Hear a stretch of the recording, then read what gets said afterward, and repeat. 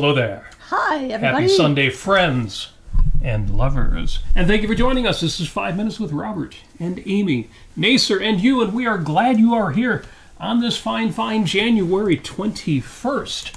21st, 3 weeks into the new year. This is going to be good. You have, let's see, today's the 21st day of the year, so you have 345 days left. That doesn't seem to add up. Seems to be an extra day. See, February is going to be extra cool this year. As we approach the month of February, the Valentine's month, but also the month of Rand's Day, February 2nd being Ayn Rand's birthday, that day when you do something extra special for your own selfish self. Woo! But also, February is a gift this year. It's a leap year. You have an extra day. This is going to be so cool. In case anybody's been thinking, my days left in the year math has been wonky.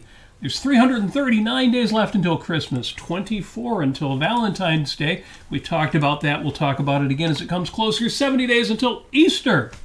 Man, spring is that far away. We be chilling in Motown. It is cold, cold. But it's getting warmer, and the sun was out today, as a matter of fact. And before we go on, I want to mention I went out last night with a group of coworkers to a karaoke bar without Robert, so it was sort of a girls' night. Hey, girls' night out. And it was so much fun. It was a lot of fun. It was so much fun. I was told that I could tag along, but it was pretty clear it was a girls' night out. I'm going to take Robert there. It was a lot of fun. It was a great crowd, great energy. Everybody was so positive. Everybody was just cheering each other on. It was lovely. And the drinks were very cheap. Drinks were cheap. Were they good drinks? Well, they were pretty good, actually. Okay. I had I had 3 gin and tonics. 3 gin and tonics with food. Now we've done drunken podcasting, and 3 drinks seems to be the right number for you. You don't get drunk on 3 drinks. No. You just but I don't more. go over that. Yeah, and maybe I'm a little bit louder, which is good for karaoke. But I actually met a sister of my coworker, and her birthday is February 29th. So even though she's in her 30s or something like that, she's going to be turning 8 years old this year. So Awesome I thought that sauce. was fun. So happy very young birthdays to those whose birthdays fall on the 29th of February. Wonderful.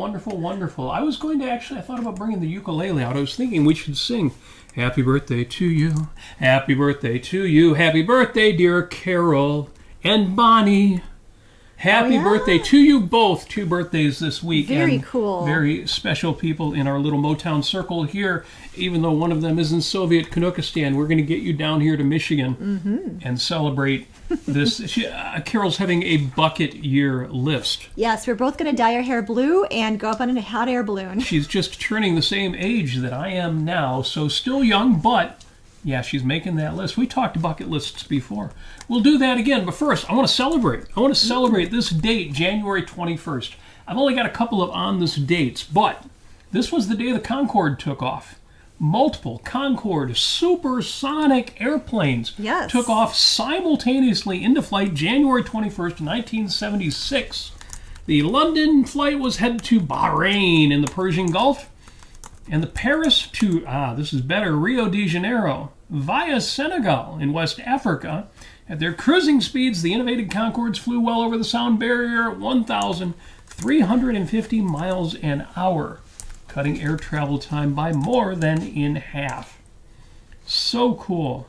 Now, sadly, the Concorde turned out to be a very expensive airplane to operate.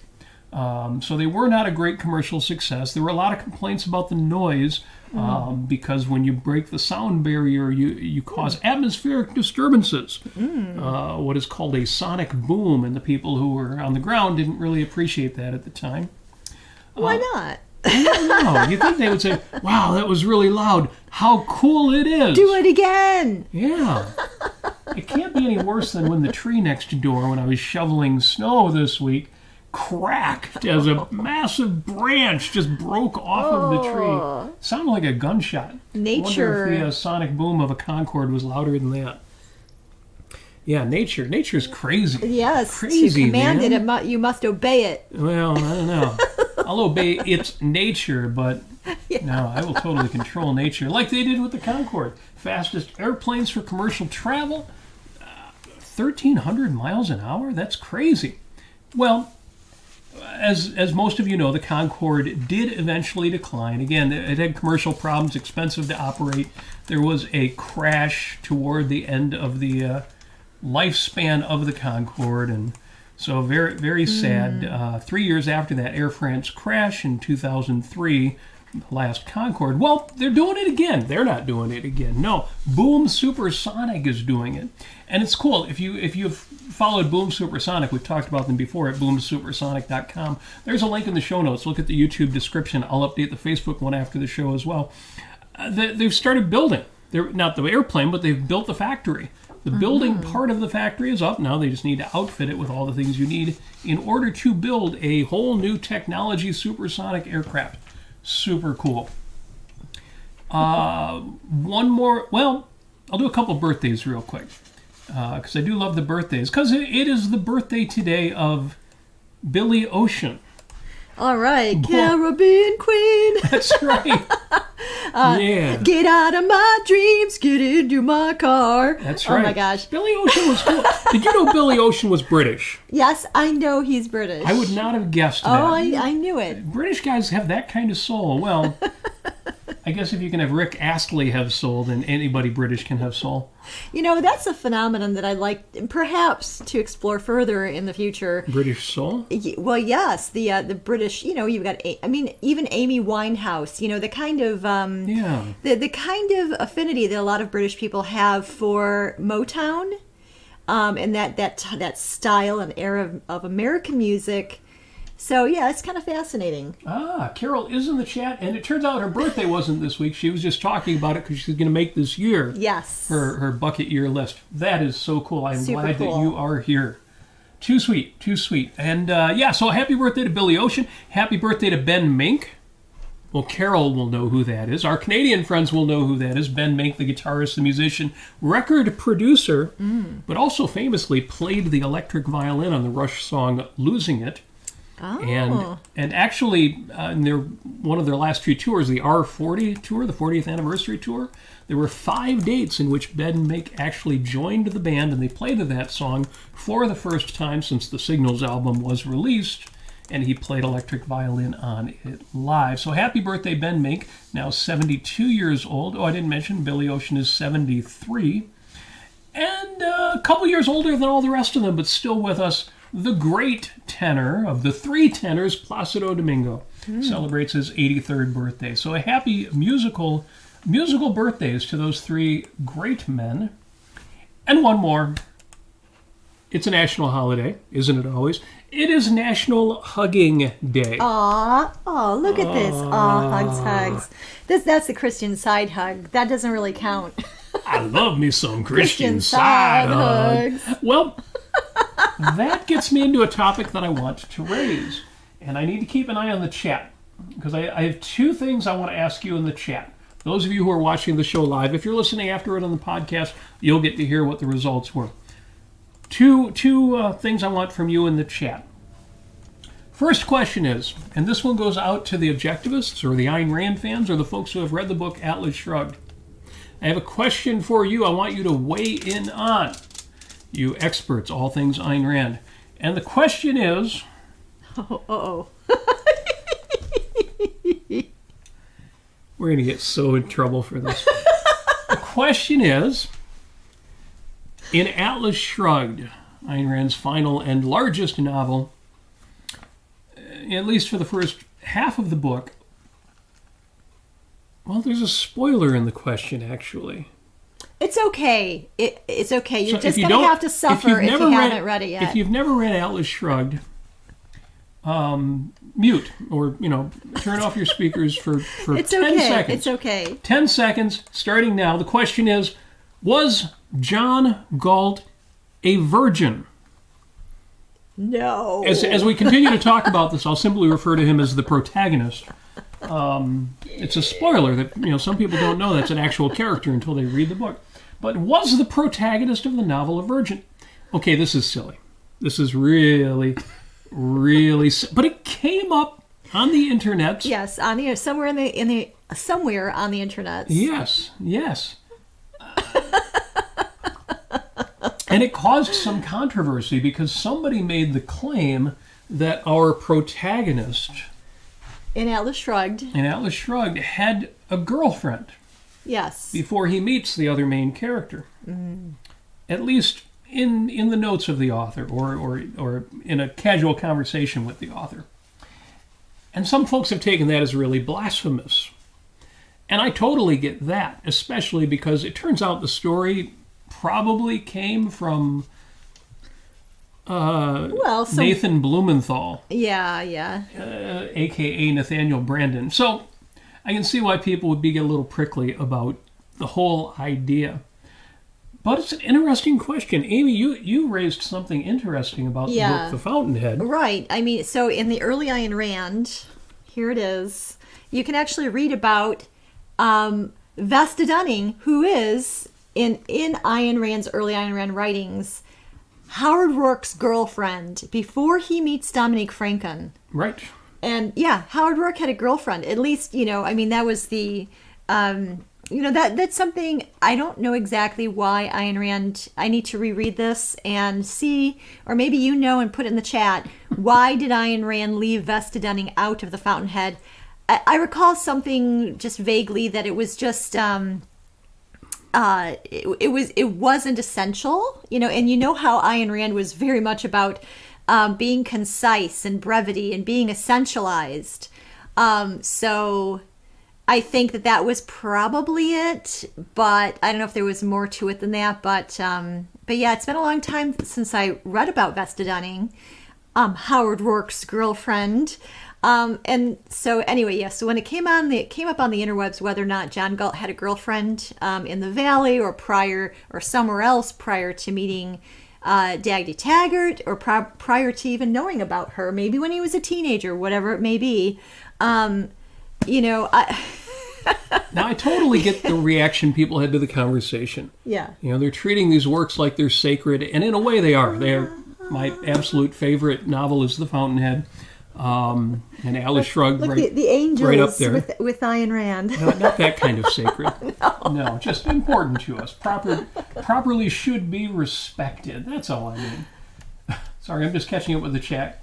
Christopher Smith says, "Oh yes, it's ladies' night." You had a good ladies' night. It was really fun. That was true. Robin asks, "Have you ever been in a hot air balloon?" That came up. Maybe you know this or saw it, but that came up on Carol's bucket list. Yes. I don't know if I've been in a hot air balloon. I have not, but I would do it. We've absolutely. watched hot air balloons. We had an opportunity to go on a tethered hot air balloon. Oh, we did that. And did That's we go right. up? We did go up. We went up. No, it's different when they're tethered. They don't fly away. They keep a rope so that they can pull you back down instead of having to send a vehicle to recover you where you came down. So I guess, yeah, we've been up in a hot air balloon. But it would be more fun to go on one that, would travel a ways. So absolutely there. Apollo Zeus mentions when the going gets tough. See? Yes. The Caribbean Queen was a little too silly for...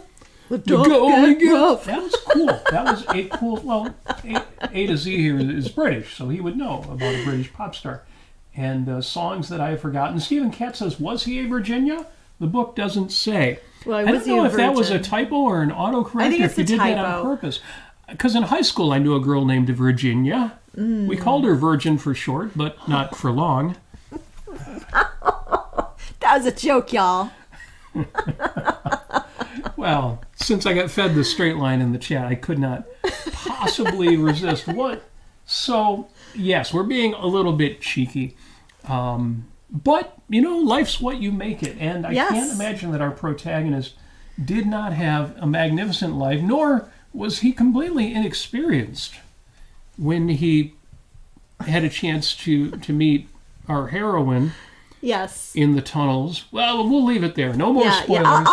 I want to say this. You're not going to be able to have a scene with the two protagonists of Atlas Shrugged having a passionate love scene somewhere in the tunnels of a train station. You're not going to be able to do that without some prior experience to their.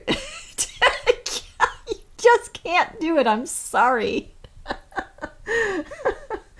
Well, That's that all gets I'll into the say. question of how was your first sexual experience? Because for some people it was better than it was for some other people. I think it runs the gamut. Yeah. And that's all I'm going to say about that. Yeah, but no. John Galt knew what he was doing. I'll just say that. Well, John Galt always knew what he was doing. Yes, and he didn't learn it from a physics book. Oh, wait, we're doing the spoilers thing again. We weren't supposed to talk about it in that way. All right, sorry about that. And really, I'm rebelling against that. those of you who know the novel know that you can't really spoil it because a lot of the mysteries you figure out halfway through, and yet they remain mysteries, which is one of the fascinating things about that book and why it works so well. Where did we leave off? We left off on National Hugging Day. So absolutely, if you're not a hugger, see, that's the thing. Some people aren't huggers. Right. In fact, outside the United States, people have different perspectives on those things. There are places where they hug in Europe and even kiss on the cheek, and in some places on the mouth. So, maybe we're somewhere in the middle of the kind of casual greetings. Well, I think that there should be more hugs. But You know, and you should just kind of like work with the person that you're hugging and see, you can kind of tell what their comfort level is. And, you can do like the shoulder touching hug, but nothing else. You could do the side hug. You could just do the not touching at all pat on the back. You just have to kind of feel it out. And but any of those are great. They're very nice. So I am pro hug. Yeah, Robin says in Belgium they kiss on the cheek. Very cool. Yeah. Even though it would take me some getting used to. You change the things you're used to. You need a little bit of time there. Matthew Humphrey said, I hope for Dagny's sake it wasn't his first time. Greg Lewis says, who is John Galt? Virgin extraordinaire? No. And Christopher Smith points out Newton died a virgin, I believe, which is insane. That is hard to imagine. I would hope that's not true, but it's heartbreaking. But given the times, it's just things were not. They were not the way that they are now. Oh, And, yeah. yes. Oh, gosh. Okay, so, and Greg says, now this is a very obtuse statement, so I don't think there's What's any that? spoilers in it. Consider, too, the response to Dagny when she tried to pawn off the decision for where she should spend the last week in the valley. Yes, I'm going to make you decide. And she said, my decision is I want you to decide. And, he accepts that that's her decision and then says, okay, fine. Then you're going to stay with me and not Francisco. Yes. Ooh, Yes. man, what a scene. What a build-up. And Francisco's all like, okay, yeah, if you can't change your mind, I guess nobody can. Like that was really the important thing about that decision. Was Francisco just making it easier on Dagny and his best friend? I don't know. I love that. I just love that. We all know that Francisco later on gets together with the fishwife in the valley. That's true. Why else would his name be Frank? That's absolutely Frank right. Adams. Yes. Francisco d'Anconia, Frank Adams, working for Hank. More spoilers there. Sorry about that, folks. But You're just going to have to all put it together if you haven't read the book. A lot of you, because it's 2024, you're familiar with the expression headcanon. No, not a cannon pointed at your head, but our own canonical idea of what happens, but it's really in our own heads. Yes. So yes, we all know that there is no way the train at the end of the book doesn't get found by our heroes. Mm-hmm. We know that Eddie is not abandoned, etc., etc., but it is all just headcanon. And that's okay. That is as it should be. Yes. So, real quick, what happened this week? I did a reality show, The Colonialism Lie, on the Ayn Rand Center UK. You should watch that because I was brilliant, as always, at least according to the people in the YouTube comments. I mean, a lot of the people in the YouTube comments were like people in the YouTube comments, but I'm always surprised when a few compliments come through. It's super cool because YouTube comments do tend to be a cesspool, and the ARC UK, as contentious as the issues that we address are, no, the comments have been pretty good. Now, I know that our producer does moderate them. YouTube will flag comments, and there are certain ones that are so bad that, yeah, he'll delete them. But still, even with that considered, we do pretty damn well. So that video is linked to in the description on YouTube. If you look in description, you'll see my long list of links for the show, including everything we've already talked about. The other thing coming up this week that hasn't already happened, but Yaron Brook is coming to town. Ho, ho, ho. Yaron Brook is coming to Motown. He's coming to Michigan. Yes. And he'll be at the University of Michigan. Ann Arbor. You need to be there. It's at the Michigan League building, which is easy to find. It's on University Avenue. Yep. And he's going to be there on Tuesday. So if you want to meet Yaron Brook and you are anywhere near Southeast Michigan, there's your opportunity. If you just want to hang out.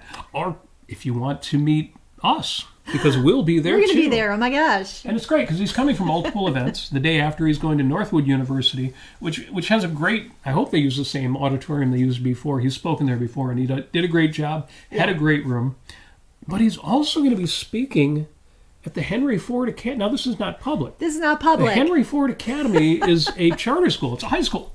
Yeah. And Yaron Brook is going to go talk to the kids about the basics of economics. Yeah, and finance and how to live a good finance, life. And then he's also going to talk about individualism. Yes. Yeah. Wow. What a win. Okay, and I just got to say, I can't even say it because it's so special and so amazing.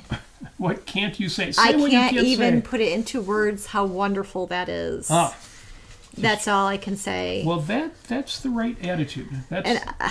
It's that's why calling it a win makes it sound kind of silly, but it really is great that these kids are going to be exposed to Yaron Brook's ideas, which means Ayn Rand's ideas. It's special for me because I work there, Right. And it's special for me because I work there for so many good reasons. Because there's so many things that are so good about the Henry Ford Museum in Greenfield Village, and Henry Ford Academy and Ford Rouge Factory Tour and all of this. I mean, it's such an amazing thing, and it's just amazing. And I just wanted to give a shout out to Sean, and Jennifer, who made all of that happen. So, yes. And we've interviewed both of those good people, and we will again. We have. We've interviewed Sean Albert on this show. We've interviewed Jennifer Lionberger on Life on Earth. I had an interview with her where we spent the whole hour talking about Rush, which was cool. Oh, and between the two of them, they are making the Yaron Brook thing happen. I can't believe Sean, who was the teacher, he's a high school teacher, made this happen. So good, so good. I mean, it was just a matter of perseverance and going in with a sense of goodwill and values, and just accentuating what the value for the kids would be was really pivotal in all of that. And it's just the work for everybody that has anything to do with it. I commend you, and it's amazing. So one other thing is that Yaron Brook is going to be in Northwood University in Midland, Michigan, which is about 2 hours north of Detroit, the Detroit area.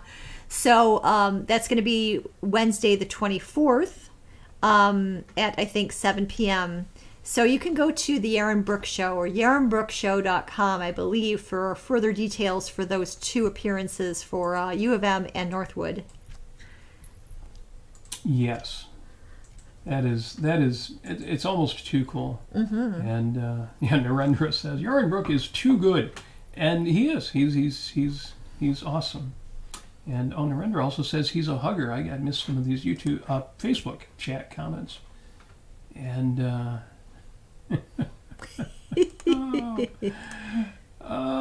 yes. They are getting a little bit into that contentious topic. I don't know. Do we have a vote? I think the vote is definitely... The consensus seems to be... I haven't had anybody say, no, our protagonist was a virgin and had no idea what he was doing. No, I'm exaggerating a little bit just to make the point. No. I'm sure that he had, when he was young, he had a girlfriend and he had some experiences. And I mean, the thing is that it's not so much... in the puritanical Christian slash kind of, smutty world of American viewpoints on sexuality. That's a long story. Yeah. But it's people just, they're like, well, you know what, he should be, completely devoid of any kind of sexual experience or experience with his body, experience with pleasure, experience with any of that. And also devoid of any kind of temptation to be with another person. I don't think anybody serious in objectivism is thinking that way. No. But I mean, I should say that for people who are raised with religion in that way, especially in Catholicism. Yeah, I guess they could be used to thinking that way. Yes, there's some virtue in that. Yeah. I would say no, there is no virtue in that. No. And I think it's really important to know yourself as a human being, and that includes your body and all of its functions and capacity for pleasure, and to share that with someone who you value. It may not be your last choice, well, but that's really the question. But there, yeah. And to me, the answer is found in Ayn Rand's answer to the question of marriage. In her Playboy interview, she did an interview with Playboy magazine in 1964. They wanted to talk to Ayn Rand, the great author, and about her philosophy. And she said during that interview, she said, "I consider marriage a very important institution." And now realize this is 1964. This is, free love was just becoming a thing. But essentially, sex before marriage was considered a real issue, a real question. And, a lot of people waited till they got married to have sex. So Ayn Rand says, "I consider marriage a very important institution. But it is important when and if two people have found the person with whom they wish to spend the rest of their lives, a question of which no man or woman can be automatically certain. When one is certain that one's choice is final, then marriage is, of course, a desirable state. But this does not mean that any relationship based on less than total certainty is improper. I think the question of an affair or a marriage..." Now let me stop for a second there. The word affair used to refer to a relationship outside of a marriage, not necessarily adultery or cheating. Right. Nowadays, when we say somebody had an affair, it implies they were married and they strayed. Right. So she says, this does not mean that any relationship based on total certainty is improper. I think the question of an affair or a marriage depends on the knowledge and the position of the two persons involved and should be left up to them. And here's the final and the important sentence. Either is moral, provided only that both parties take the relationship seriously and that it is based on values. That to me answers the question. That tells me everything I need to know. The specifics, I'm not going to rewrite Atlas Shrugged and imagine what specifically would have happened, but I certainly don't think there's anything wrong with that idea that our protagonist did have relationships. It was put in the phrase, or in the specific idea of, did he have a girlfriend in the valley? And that's kind of hard to imagine, given for the last 10 years he's been in love with our heroine. Right. But before that? Oh, yeah. Yes, absolutely. I can't imagine that this kind of person did not find any romance and choose to pursue it. Mm-hmm. And that's that. Speaking of Godzilla. Oh, wait, we weren't speaking of Godzilla. But we went to the movies this week. I have to mention that because Matthew Humphreys is in the chat. And he posted on Facebook that he was seeing Godzilla right after we saw it, and that was a pretty cool, really, serendipitous post. Coincidence? Yeah. And we liked it. I liked it. Yeah. So I do recommend it. It's been funny that, for example, in the Yaron Brook show, in his chats, people have been saying, Yaron, you've got to see Godzilla -1. That's the name of the new movie. Over and over and over. And he keeps saying, yeah, I'm going to see it. Lately, he's been saying, I don't know if I'm going to see it in the theaters. I'll probably have to wait till it comes out on streaming. Because he hasn't gotten around to seeing it. It's a monster movie. Yeah. And if you like monster movies, not a horror film. It's more like a natural disaster kind of monster movie. Yeah, and Godzilla is more, in his behavior, he's more of like an alien that can regenerate itself. Yeah. I'll just say that. Or an earthquake or a natural disaster. Yes. Not so much a monster as in like evil or having intentions or anything. Yeah, it doesn't behave. I'll just say this. Godzilla doesn't really behave like an animal. And I vaguely remember seeing the old Godzilla films. Yes. The original ones with the bad... You see that and you hear them talk, and then their mouth wouldn't match Godzilla. when they're talking. And so I remember seeing those, and it kind of had that Yes. feel, and they did that intentionally. They wanted to be true to the original feeling of the Godzilla films while joining. Well, they weren't quite doing that, though. They weren't. Well, no, they didn't English dub it at all. It's something to know if you're going to see it, and you see that the only version available in your theater is the original Japanese with English subtitles. Yeah. Well, there are no English versions. They did not do an English dub of it. So if you see that one, you're seeing the right one. And it's kind of good that way because Because you don't get that bad English. Well, and on top of that, since it's a monster action movie, there is dialogue, and there's important dialogue because Yeah. the characterizations are very good, and I do highly recommend that movie because of the human characterizations and the relationships they have with events and their own actions and their own choices and what they do about it, their resilience, their innovation.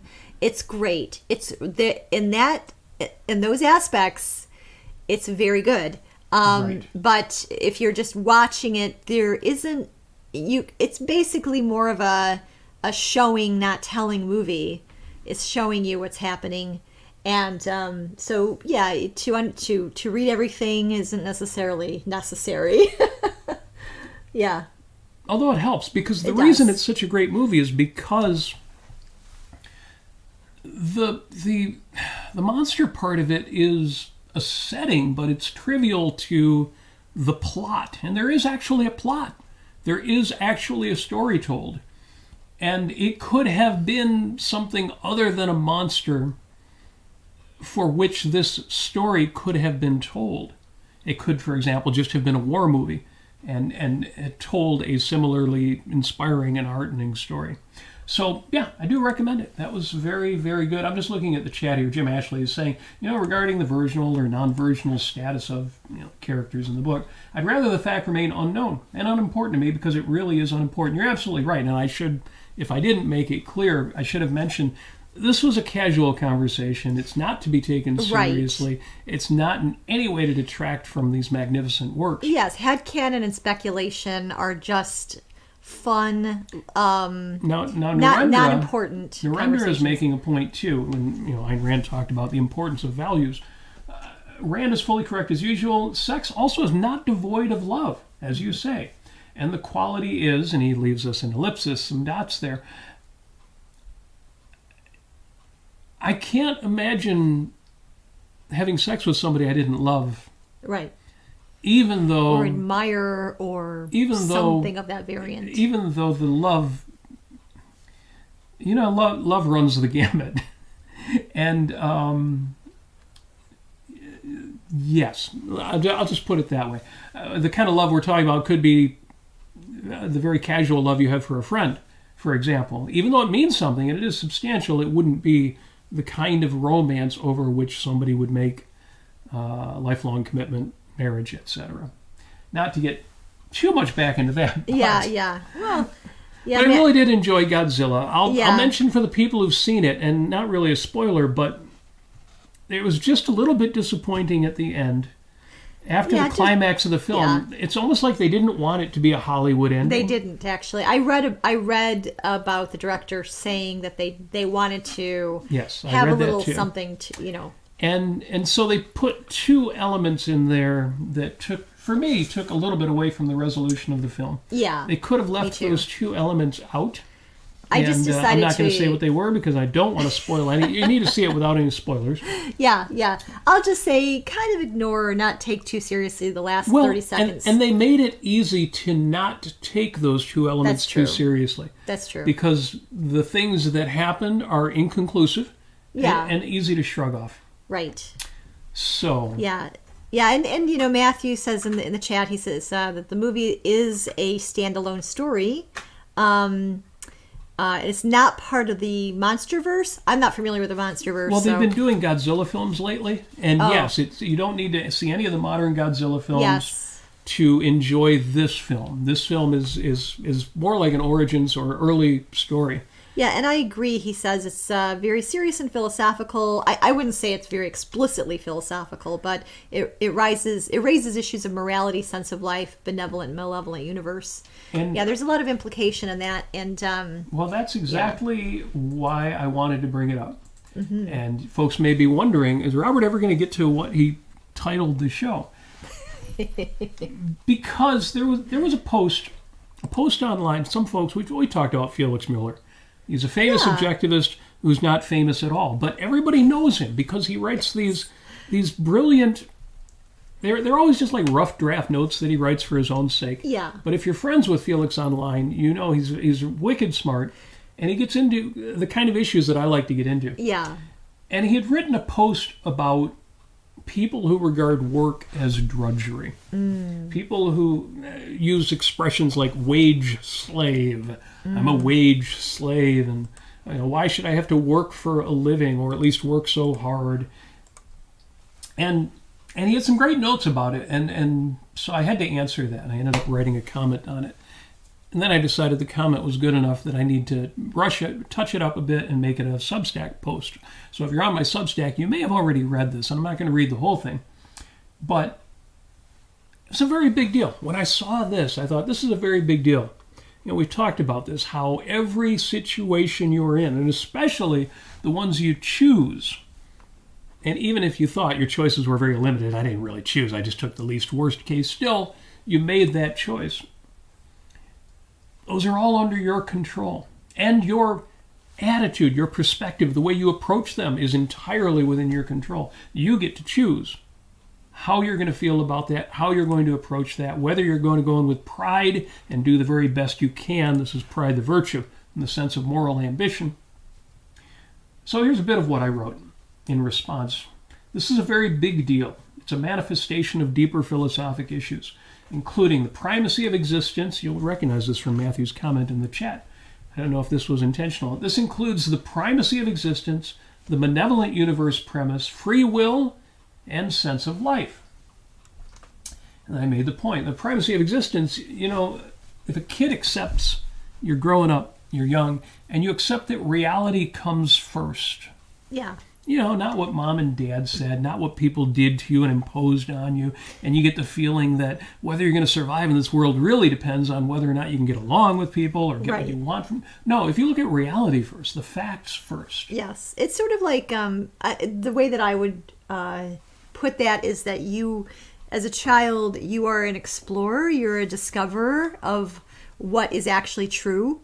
You're not taking people's opinions for granted. And you have a first-handed view of life. Yeah, if you can realize that, goodies and rewards and treats, and even the necessities of life, these aren't granted arbitrarily by parents or anyone else. These are produced.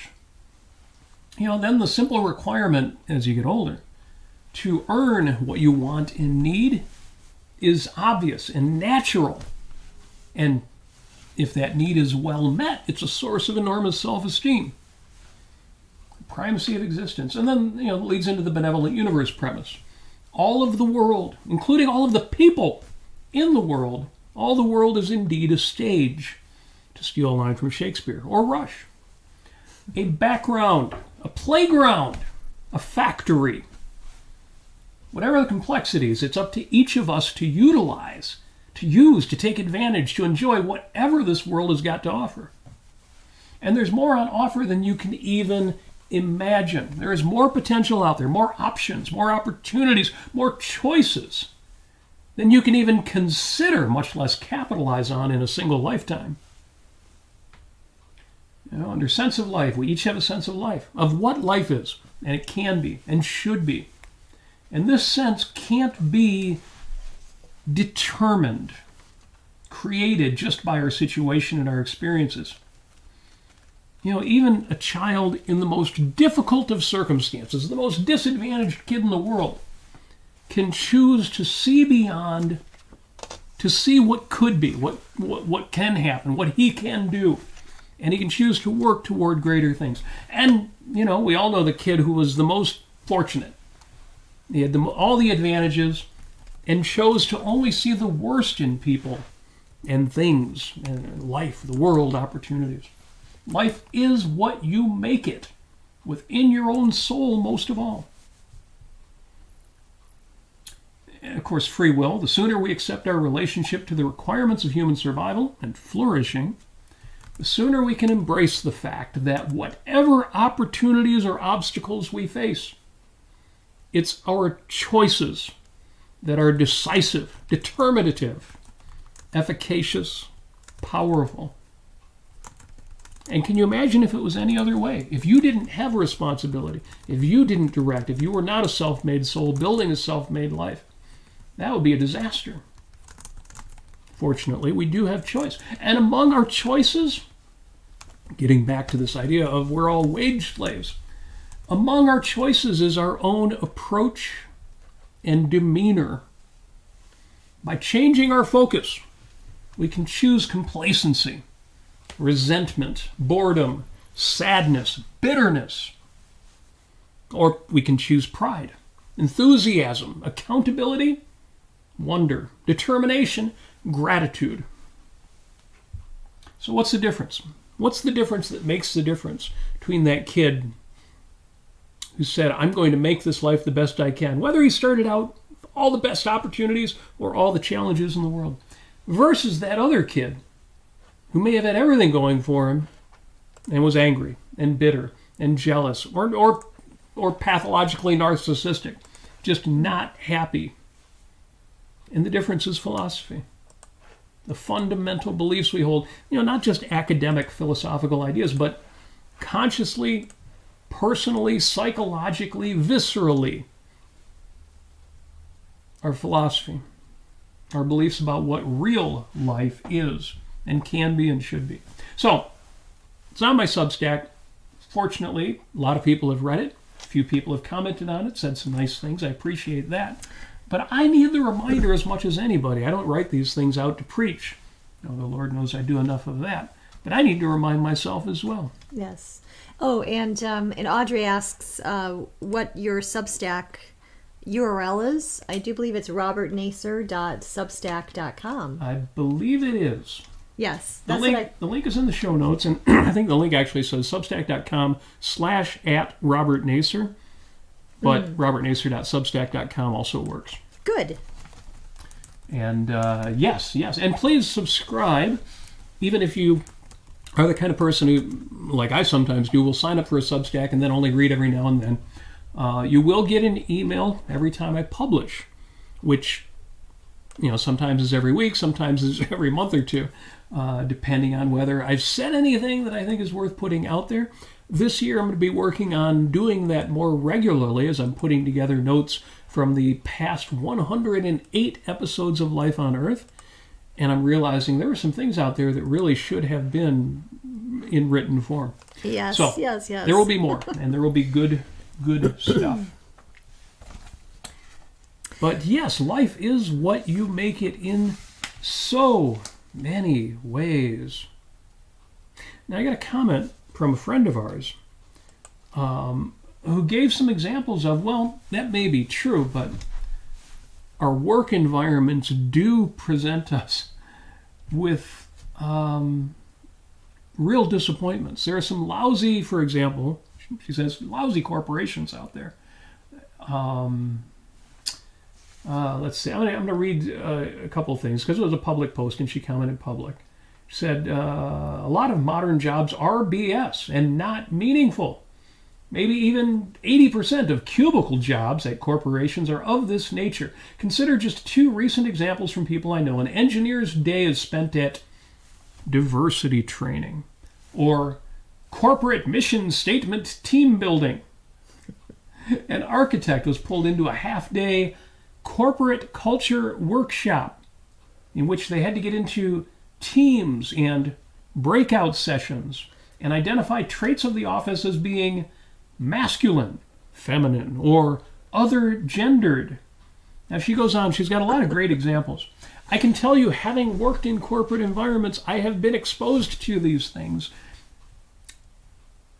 And some of them, like this idea of spending time gendering and then brainstorming ways for masculine traits to be transformed. Some of them are fundamentally corrupt. Right. Some of them are more team building, which I think is valid. It's the kind of thing that some of us have a greater tolerance for than others. That we can find find some value in the activity, even though it's not necessarily what we would have chosen to do with that time. Yeah. I don't have a problem with that, because if I choose to work with other people, I'm choosing to work with other people. And you may say, well, I don't really like working with other people. I'm just there because that's where the work is. Okay, you can say that, but if you're working with other people, there are things that come with that. Well, there's a lot I'm willing to tolerate because I can find the value, I can find the element, as Mary Poppins says, I can find the fun, and then the work's half done. Right. It's easy to say, I would have been so much more productive if they just left me alone. But that's not the nature of working with other people, and sometimes you balance that out, you figure out how to integrate the two. Yeah, no, I think it's good as kind of as an icebreaker sort of situation, especially if you're bringing on somebody new onto your team. Getting to know people, having little outings that kind of help you bond with each other, get to know each other, get to understand it just in general, maybe even in sense of life terms, who they are or what their method of thinking is. And then and one would hope in that kind of situation, you would grow admiration for the people around you, and working with them is going to be an even more pleasant experience. And getting to know somebody, of course, also, I think that helps build, not just a relationship of trust, but a relationship of goodwill, of good intention. And that's really important when you're especially in a field, whatever field you're in, that it could be very high pressure, it can be very intense, it can be very stressful. So I think it's important to do that. It's very important to be considerate. Now, just in case the person who wrote that response listens to this episode, whether live or later, I think she usually listens later, I don't mean to trivialize just how many bad things are out there. Oh, sure. And Amy, you've actually, in regard to some initiatives, you've refused to participate. Well, and even kind of recently, I don't know, could have arguably been putting your job on the line. But no, it's not. No, it's not about putting your job on the line. It's about making choices and having reasons and being reasonable. And I didn't mean to get into the details of your example, but the point is, at some point, if you think something's not just kind of a waste of your time, or definitely a waste of your time, right, but something you actively are against, sometimes you just got to stand up and say, "Well, no, I'm not going to do that." No. Yeah, it's okay to say no. Yeah. And you don't have to justify yourself in every single way. There's also situations where you're too overloaded with meetings, and there's no reason for you to be there. You can ask another coworker to fill you in later, or you can, there's duplicate work or duplicate meeting work, and you need to find those situations and get out of them and say, politely decline. And it's important to set your boundaries and to know what your role is and what your role is, what's necessary for your role, of course. But there's all sorts of things. It's something that I actually like to think about. I love to think about ways to make my own work life more Joe joyous. Zock is saying something brilliant here, so I've got to read this. Hi there, Joe. He says, your employer is your customer. Be very selective about who you sell your services to. Yes. It's brilliant. And we've had a conversation in the past about this, and maybe I should have mentioned this in the context of the topic today. There are people who think of themselves as the employee and their employer as the boss. And there's this relationship that's unequal. And I said before, in the United States of America, it's a little less now, but especially in the past, the labor laws favored the employee so much that, for example, when I was a manager, a restaurant manager, back in the old days, I could not fire an employee without a really good reason.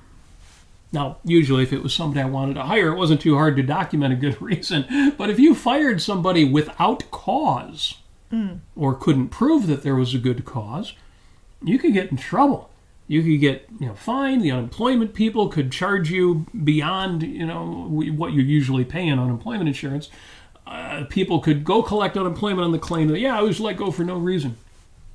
Or they could demand that they get their job back. But the employee, so for example, when I was the employee, in fact, in every job I've ever held here in the United States, I can walk out anytime I want. That's right. My employer has to have a good reason to fire me. He might not even be allowed to fire me without giving me notice or giving me warnings, but I can walk out anytime I want. I am the one with the power. That's right. I chose the job. I showed up when I wanted to. I left when I wanted to. Don't ever feel like you are the one being ground down by those people with all the power. You have as much power, and in some ways more power than they do. And Joe's exactly right that your employer is your customer. This is a relationship. It's a voluntary relationship on both sides, and you do it as long as it works for both of you. Outstanding. Yeah, I've always thought that was, when I first, one of the things that objectivism really helped me on is, so,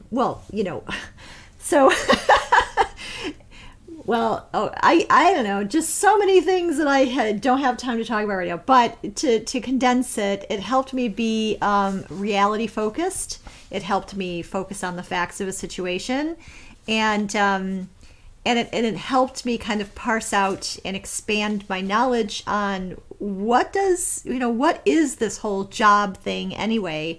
And the way that I worked it out in my mind from my early 20s was that I am my own employer. I am in a lot of ways my own freelancer, I am an entrepreneur. I am the one who is calling the shots. I get to choose what I want.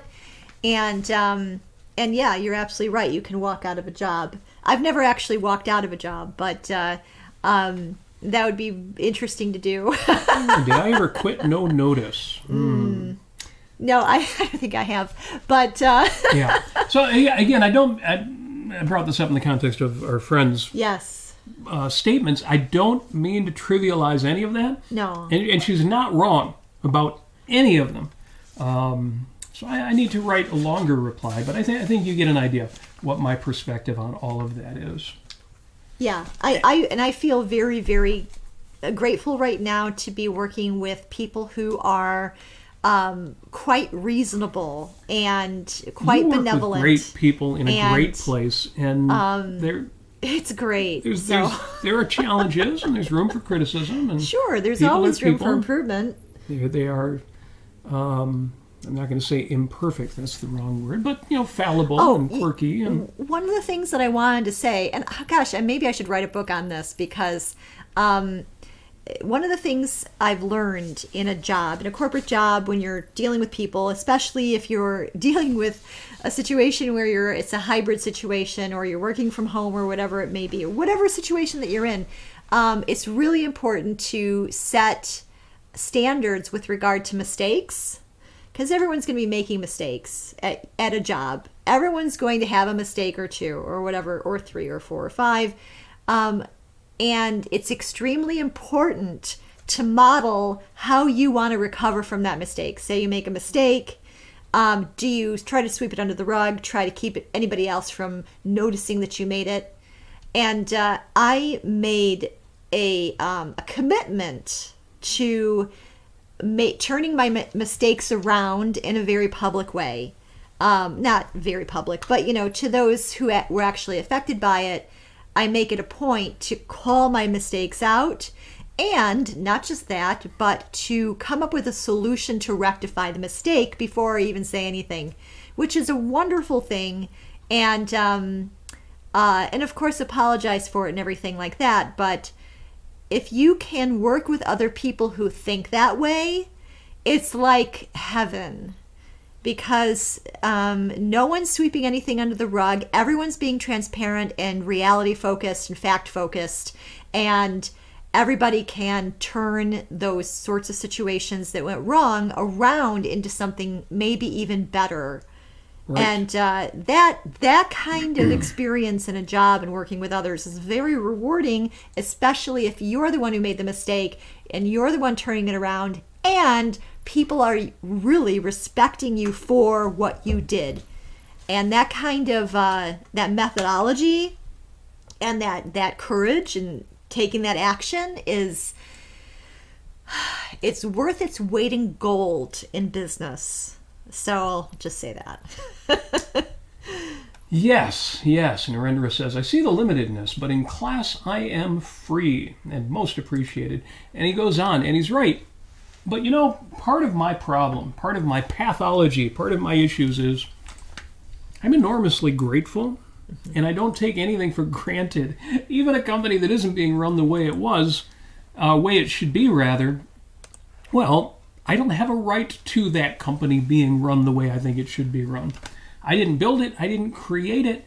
If I want a perfect company, I need to get out there and build it and create it and start my own corporation.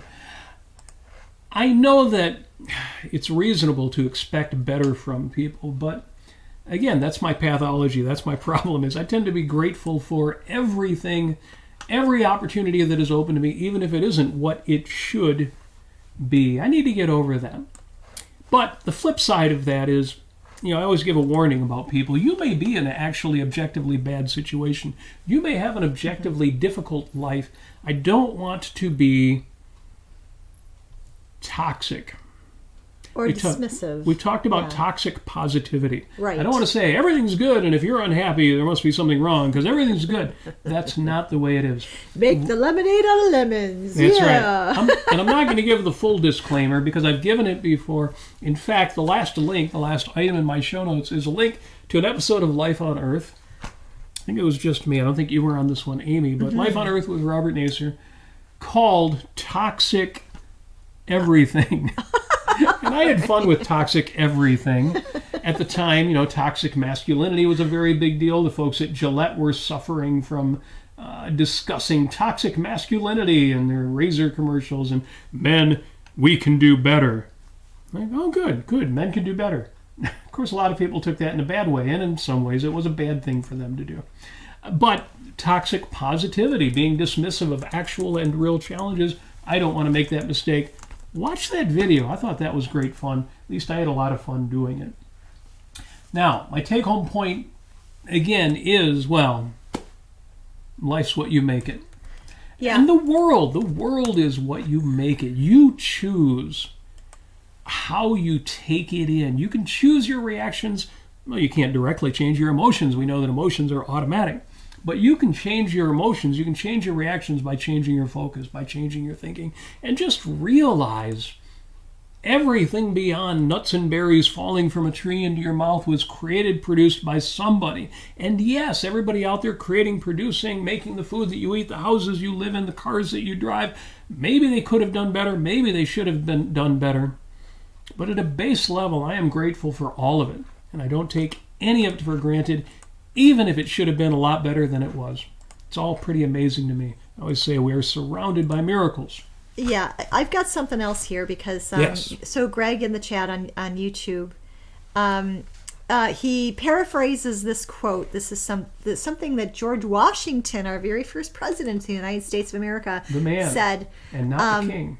The full quote is, let us raise a standard to which the wise and honest can repair. Yes. And then he goes on to say the event is in the hand of God. I would say the event is up to you, and life is what you make it. But yeah, yes. let us raise a standard to which the wise and the honest can repair. That's exactly how wonderful is that? It's the right so thing benevolent. to bring up, and it's what's missing from what I'm talking about is standards. Yeah, we haven't actually done a show on standards. We've talked about it, but we could stand to do a whole episode on that. Adopting your personal standards. And then, how do you manage that when people in your lives or companies that you deal with, bosses that you have fall short? Yeah, but I wanted to say about that is that one of the things that I took upon myself is that, and this is something that I'm recognized at my job for, at least I know I am recognized, which is wonderful. Sometimes people look to me for modeling, and I love it. Some people, I've seen this happen where I am very much appreciated as somebody who takes the right actions and makes the right choices, but more than that, has the right perspective and the right attitude and has reasons for enthusiasm. And I see this that people do appreciate this in me, which is wonderful. But yeah, that quote, "Let us raise the standard to which the wise and the honest can repair." Yes. Let's make the atmosphere and the interpersonal relationships among your team or your company or your country or whatever, or your family. Let's set the standards here so that that the wise and the honest can correct their mistakes, can learn, and can be rewarded for their virtues. That's what we're talking about. Yeah, that's why we need more objectivist business people starting companies that we can all work at and not have to deal with things that don't meet our standards. Yeah. It's kind of fun to watch the advertisements of Tim Shermack's company. Yeah, John Galt Mortgage. Oh, and his friend who started John Galt Mortgage, yeah. Yeah, Jim That's so Ashley, fun. incidentally, says, "I just thought of Basil Fawlty, played by John Cleese on Fawlty Towers. When he screwed up in some way, he would go into the kitchen and invent non-existent staff to chew out such that the guests in the dining area or the lobby could hear it."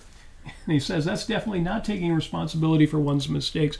Well, no, it's not. Although it is doing something about them, I guess it could be worse. I just think it's interesting because we mentioned in previous shows we've been watching the television series of The Equalizer. Yes. Highly recommended.